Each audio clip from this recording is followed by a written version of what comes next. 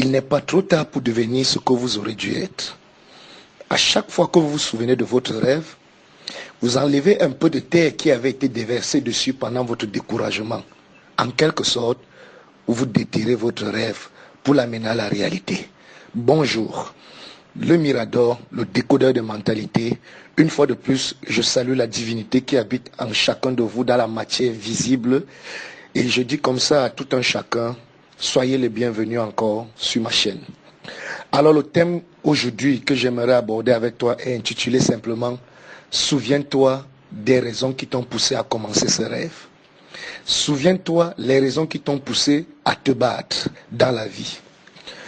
Nous avons tous des choses en lesquelles nous croyons, des rêves que nous voulons accomplir, des problèmes que nous voulons voir se régler.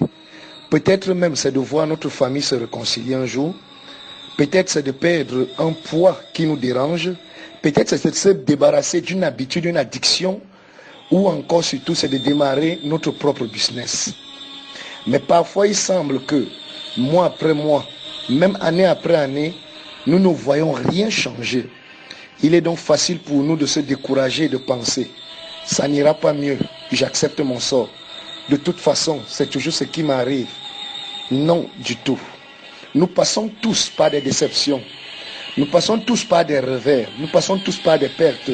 Nous passons tous par la douleur, car la douleur fait partie de la vie. C'est facile de se décourager, de se dire « pourquoi est-ce que cela m'arrive ?» Mais la bonne question aussi, ce serait « pourquoi est-ce que quand les bonnes choses t'arrivaient, tu n'as pas dit pourquoi les bonnes choses m'arrivent aussi ?» L'importance, surtout ici, est que l'on puisse savoir qu'est-ce que nous faisons de nos moments douloureux. Il est facile de se contenter de la médiocrité. De quoi te souviens-tu? Les blessures, les douleurs, ce qui n'a pas marché, la déception, la séparation, les regrets. Retourne la situation et rappelle-toi simplement ce pourquoi tu as décidé de te battre, ce pourquoi tu as décidé de commencer ce combat, d'entreprendre cette route. As-tu permis un rêve de se faire enterrer en toi? À un moment donné, vous croiriez que vous pourriez faire quelque chose de grand, de réaliser, de concrétiser cette relation. Mais hélas, elle a fini par une déception, une séparation cruelle. Vous vous dites que vous avez la malchance, qu'il n'y a rien de bon pour vous sur terre. Non, c'est pas ça. Vous pouvez rester où vous êtes. C'est votre devoir. L'ennemi aimerait vous induire en erreur en enterrant simplement votre rêve. La Bible déclare dans Deutéronome 8, 18, « Souviens-toi de l'Éternel ton Dieu, car c'est lui qui te donnera la force d'acquérir ses richesses. » Il n'est pas trop tard pour devenir ce que vous aurez dû être. À chaque fois que vous vous souviendrez de votre rêve, vous enlevez simplement un peu de terre qui avait été déversée pendant les moments de blessure. Vous ramenez votre rêve à la vie comme Lazare est revenu à la vie. Tu n'auras pas des oppositions si tu n'as pas quelque chose de grand en toi. Les oppositions viennent simplement pour prouver que ton rêve est vivant. Car quelqu'un qui n'a pas de rêve, quelqu'un dont le rêve est mort, quelqu'un dont le rêve n'existe pas, n'aura pas d'opposition. Les obstacles, les guerres, les oppositions que tu subis prouvent que tu as un rêve qui est vivant et que tu aimerais l'amener à l'existence. Souviens-toi des raisons qui t'ont poussé à commencer ce rêve. On va te juger, on va te critiquer. Accepte cela car il le faut. Cela prouve que tu es vivant. Car je me rappelle bien, c'est lorsque quelqu'un est mort que tout le monde peut passer lors d'un témoignage et dire des belles paroles. Alors aussi longtemps qu'on va te passer des belles paroles sur la vie, c'est le signe que tu es déjà mort.